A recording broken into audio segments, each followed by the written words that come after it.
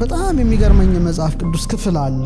ለምሳሌ እግዚአብሔር 90ውን እኔ ልሸከምላችሁ ግድ የለም 10ዋን ተሸከሙ። እኛ ደግሞ ኖ ግድ የለም እኛ 90ውን እንሸከም 10ዋን ነው ላንተ የምናሸክመው። ኦኬ ኮንቲኒው። አትጨነቁ ስለምትበሉ ስለምትጠጡት አትጨነቁ። ጀስት የሰማይ ወፎችን ተመልከቱ። ከምግብ ጋር ተያይዞ ከልብስ ጋር ተያይዞ ምድረ በዳ አበቦችን ተመልከቱ። ይሄ ጥረግረ ብላ የሚለውን በጣም አድካሚ ሆነን ወደ ቀኝ እንዳናዘነብል ሆነን 90%ን ተሸክመን መንገዳገድ ግዴታችን ሆነ ማለት ነው። እንደ አሳማ ጭቃ ውስጥ ከመርመጥመጥ የንስር ክንፍን ገንዘብ አድርጎ መብረር እየተቻለ እግዚአብሔር ላበርክትላችሁ አስራቴን ስጡኝ ይላል። እግዚአብሔር ቸግሮት አይደለም፣ እኔ በራሴ ህይወት ያየሁት ነው። ዊትነስ ነኝ። ይሄ ማለት ብሌሲንግ ይባላል። ተጨነቁ አትጨነቁ ያለን መስመር አለ። አትጨነቁ ካለ አልጨነቅም፣ ተጨነቁ ላለው እጨነቃለሁ። ጥበብ ታሳልቃለች እንጂ አታልቅም። ከመጥበብ መጠበብ ከጠብ ጥበብ ይበልጣል።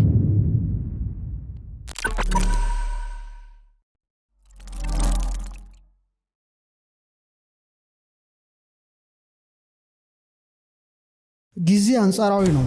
በጣም ለየት ያለ ነገር አመለካከት አለኝ ስለ ጊዜ። የሌላውን አላቅም፣ ስለ ራሴ ጉዳይ ነው ማወራው። አንዳንድ ሰው ጥቂት ዓመት ኑሮ ብዙ ልምዶች ይኖሩታል። አንዳንዱ ረጅም ዓመት ኑሮ ጥቂት ልምዶች ይኖሩታል። ለምሳሌ የ3 ዓመት ሕፃን ቅዱስ ቂርቆስ ታወቀ። ቅዱስ ቂርቆስ ትልቅ ገል ተጽፎለታልና የኖረው ዓመት 3 ዓመት ነው። እንዴት ሊሆን ቻለ ያለሽ? አንዳንድ ሰው ደግሞ 90 ዓመት ኑሮ የህይወት ታሪኩን ሲሞት ለመጻፍ 1 ገጽ በግድ ምን ብለሽ ትጽፊለታለሽ? አቶ ገሌ በዚህ ዓመተ ምህረት እዚህ አካባቢ ተወለዱ፣ አደጉ፣ እድሜያቸው ለትምህርት ሲደርስ ተማሩ፣ አገቡ፣ ወለዱ፣ ሞቱ። ምንድን ነው ታዲያ? 1 ገጽ አይሞላም ህይወታችን ማለት ነው? እንዴት ሊሆን ይችላል? የተገቢ ነው ብዬ አላምንም። ሰዎች ለ1 ገጽ ኑሮ ምድር ላይ ለምን ይመጣሉ? አንበሳው ከዚህ በተሻለ ቢጻፍለት ታሪክ አድኖ ነበረ፣ አንድ ጫካ አቋርጦ ነበረ። የአንበሳ እንኳን ታሪክ ከጻፈ ሰው እንዴት 1 ገጽ ማትሞላ ህይወት ሊኖር ይችላል? ስለዚህ ምድር ላይ የኖረበትን ዓላማ አልተረዳም ማለት። ለምሳሌ ትልቅ ቫልዩ የምንሰጠው ገንዘብ ነው፣ ግንዛቤን ሳይሆን ገንዘብ ነው። በምድር ላይ እንዳለ ሰው ሁሉ ነጭ ላቡን ያለበስኪ የሚኖረው ገንዘብ ነው። ኦኬ ጥሩ ነው፣ ሰው ገንዘብ ያገኝ ማለት አይደለም። ግን ገንዘብን በህልምሽ ታስቢዋለሽ? አታቂው። ይኑርሽ አይኑርሽ አታቂው። የቀን መገልገያ ነው፣ የሌሊት አይደለም ነው። ኦኬ ስለዚህ ሰው 70 ምናምን ዓመት ቢኖር 8 ሰዓቱን በእንቅልፍ በቀን ያሳልፋል። አጠቃላይ ኦልሞስት 30 ምናምን ዓመት ይተኛል። 40 ምናምን ዓመት ነው ምድር ላይ የሚኖረው ነቅቶ ማለት ነው። ሰው እድሜ ዘመኑን ገንዘብ ለማግኘት ከኖረና አካውንት ውስጥ 5 ሚሊዮን ብር ይኖር በትንሹ ወይም 10 አይዶን ነው እንዳያመጣጡ፣ ያ ሰው ከዚህ ዓለም ይለያል ነው። ሲለይ የለፋበት ነው መነገር ያለበት አይደል? ለምን ህይወት ታሪኩ ላይ 10 ሚሊዮን ብር ባንክ ውስጥ አስቀምጦ ሞታ ይባላል? ምን ያህል እዛ ላይ ሲቆም ቆመ ነው ህይወት ታሪካችን ውስጥ እንኳን ሊገባ አይችልም። ሰው ለዚህ ብቻ አልነበረም መፈጠሩ ነው። ዛሱ አይኔ ሁልጊዜ የዓለሙ ሳይንስ ተምረነዋል፣ ግን ችግሩ ግራ ብሬናችን ነው አክቲቬት የሚያደርገው። የተፈጠርንበትን ዓላማ ስለሚያስረሳን ለቁስ ነው የተወለድነው፣ ለቁስ ነው የምንኖረው፣ ለቁስ ነው የምንሞተው። ስፒሪቹዋል ዓለም አክሰስ ስለማናደርግ ታሪክ የለንም።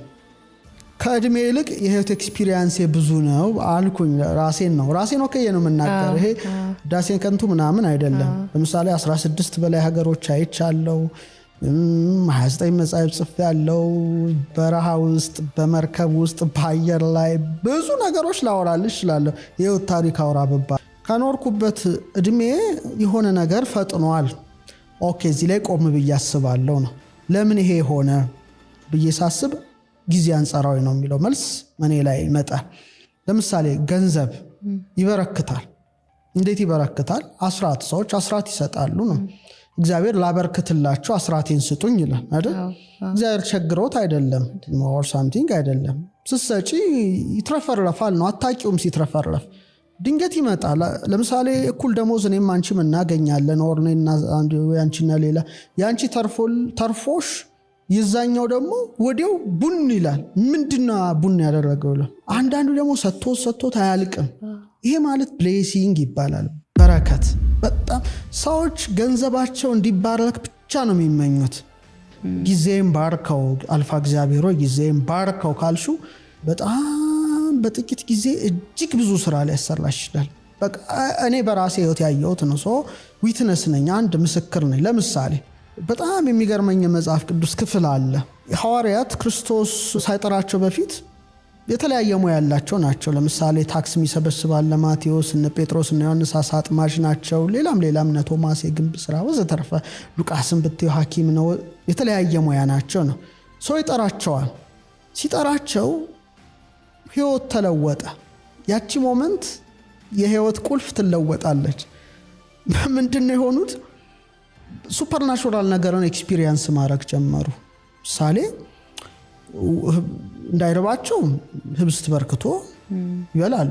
በቃ ቀረለ ማለት ልፋት ቀረለ ነው።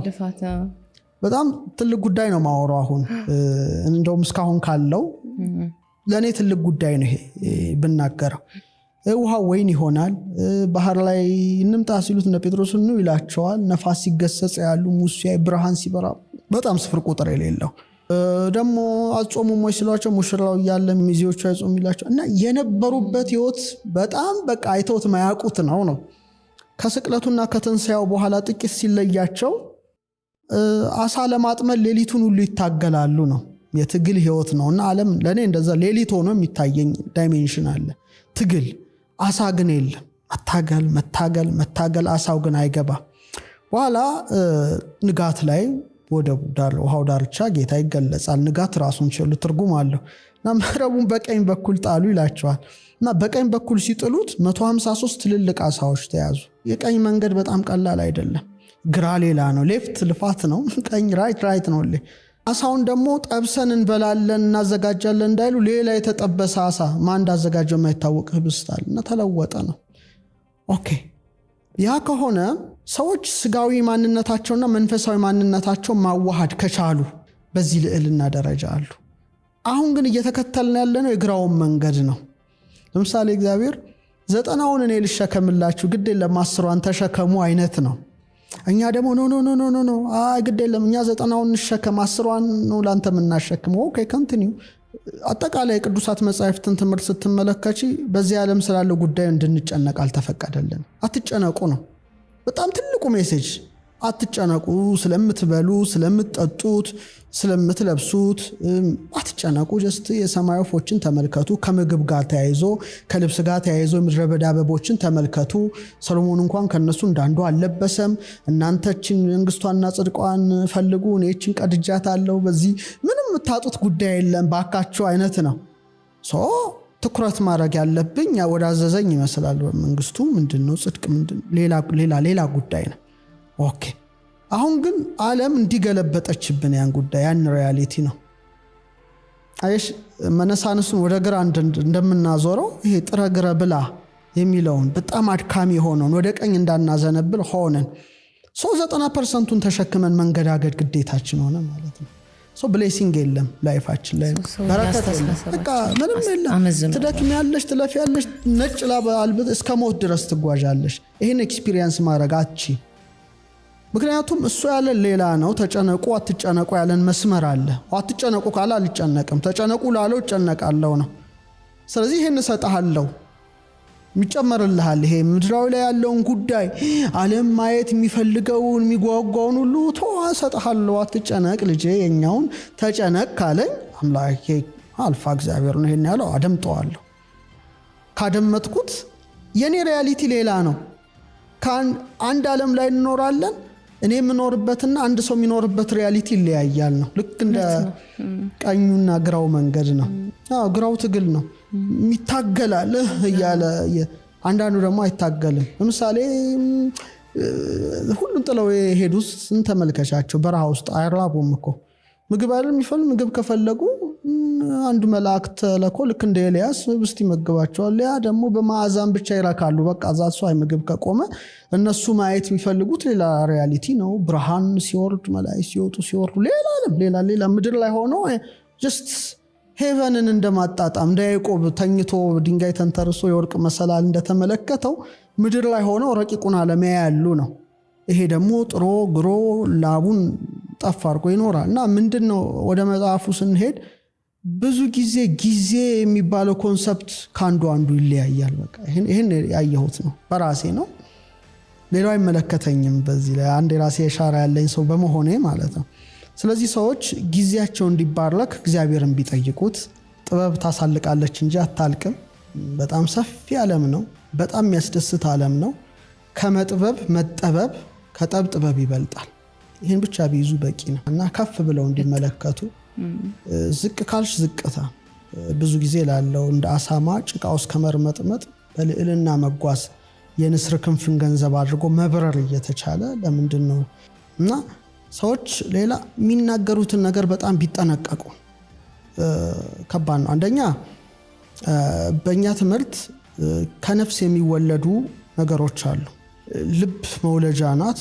ቃልን ትወልዳለች፣ ትንፋስን ታወጣለች። ስለዚህ ልብ ሀሳብ ነው።